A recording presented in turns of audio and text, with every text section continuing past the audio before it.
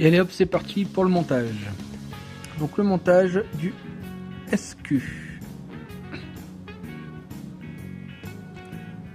Alors pour le monter, comme d'habitude, je vais utiliser une box. Voilà. Donc en fil, ce sera du nichrome. Du nichrome en 26 gauges. Toujours pareil, sur un axe de 2,5 et je vais faire 6 tours.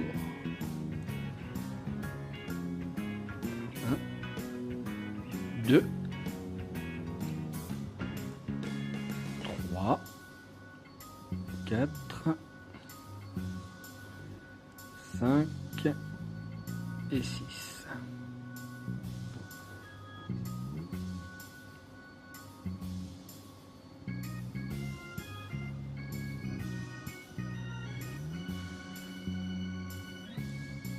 Hop, on vient couper, on range la bobine, on redresse un peu les pattes. Donc je devrais tomber à peu près à 0,58, 0,56, 0,58.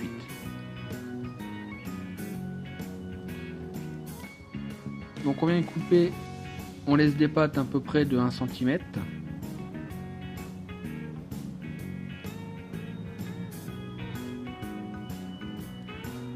Hop, une patte, deux pattes.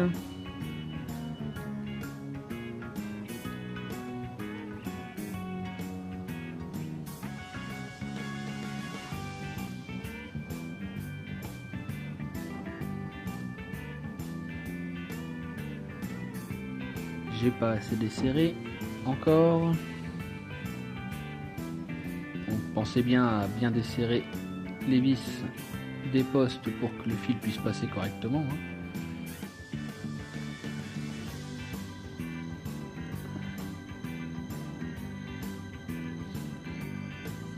Donc là, on peut pas se tromper entre le plus et le moins. Il n'y a qu'un seul coil.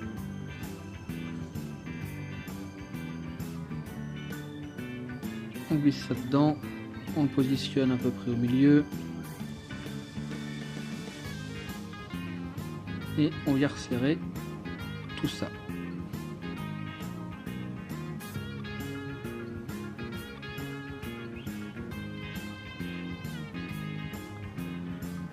Côté.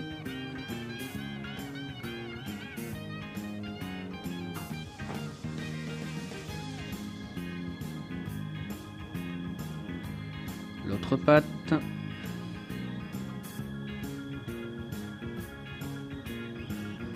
Pas évident. Pas évident en regardant dans la caméra. Voilà, c'est ira comme ça. Hop, on vient le recentrer un peu. Donc toujours veiller à ce qu'il soit au milieu.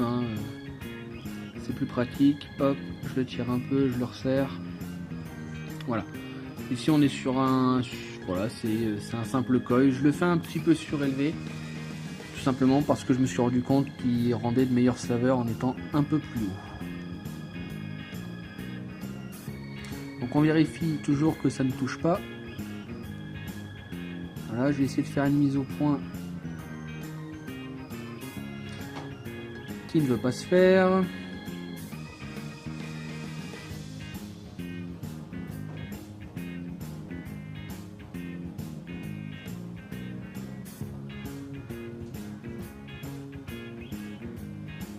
Voilà.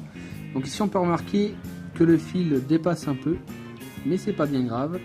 C'est l'avantage justement du Dead Rabbit, c'est que soit on le laisse comme ça, soit on vient couper. Mais ici en l'occurrence ça ne gêne absolument pas. Donc est-ce que c'est un nouveau coil? Oui. Donc voilà, ici il m'annonce que je suis à 0,43.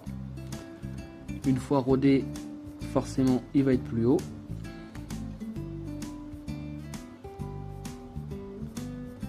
Voilà, on envoie toujours des petits coups de fire pour le faire chauffer et enlever tout simplement les résidus d'usinage. Voilà. Voilà, ici je vais le resserrer avec la pince céramique, histoire d'avoir une belle chauffe. Donc la chauffe, toujours pareil, de l'intérieur vers l'extérieur. Voilà, ici je suis correct. Donc pour le coton, comme d'habitude, pour ce genre de montage, je vais utiliser du puff.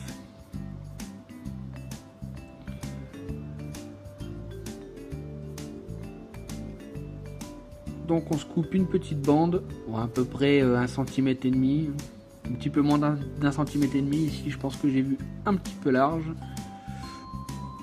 On enlève toujours les petites peaux. Voilà, on le travaille, on en fait un petit boudin.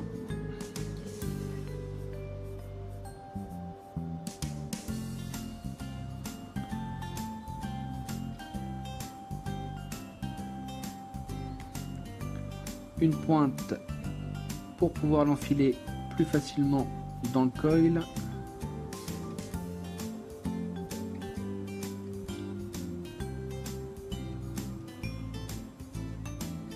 C'est bien ce qui me semblait, j'avais vu un peu trop gros.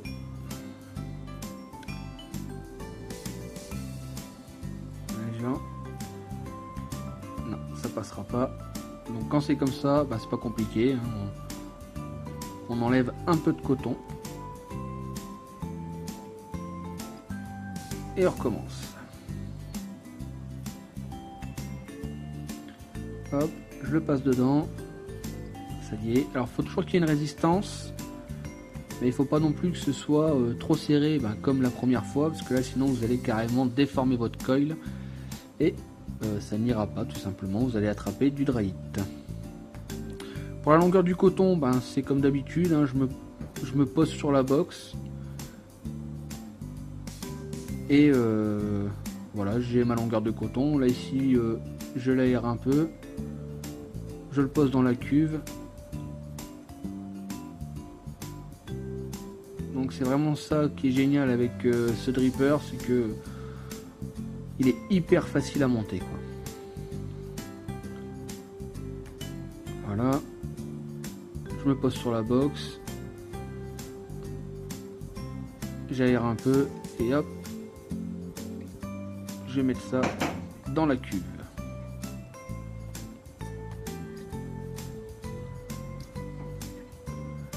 Voilà. Donc là c'est cotonné. Donc vous avez vu, je veille bien à dégager le petit apport, donc le petit trou qui sert à apporter le jus dans la cuve pour tout simplement que le jus circule correctement et que le coton ne vienne pas obstruer justement ce petit trou. Donc on imbibe bien.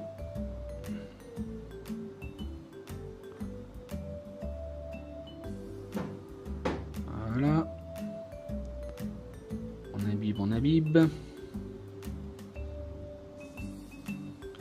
Donc là le jus, c'est comme d'habitude, hein, c'est un dye, c'est du Sunshine Paradise et celui-là c'est du Strawberry Black Currant.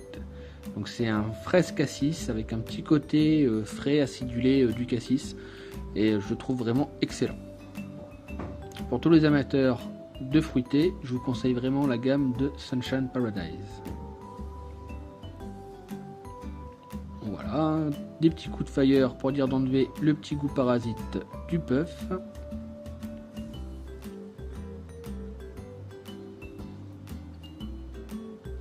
Donc faire attention aux petits tétons.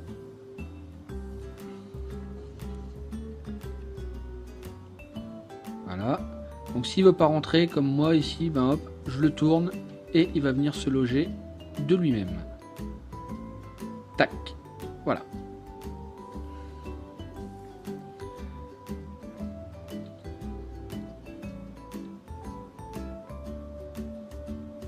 Hop. Donc vous voyez en fait comme ça, en utilisant justement ces petits tétons,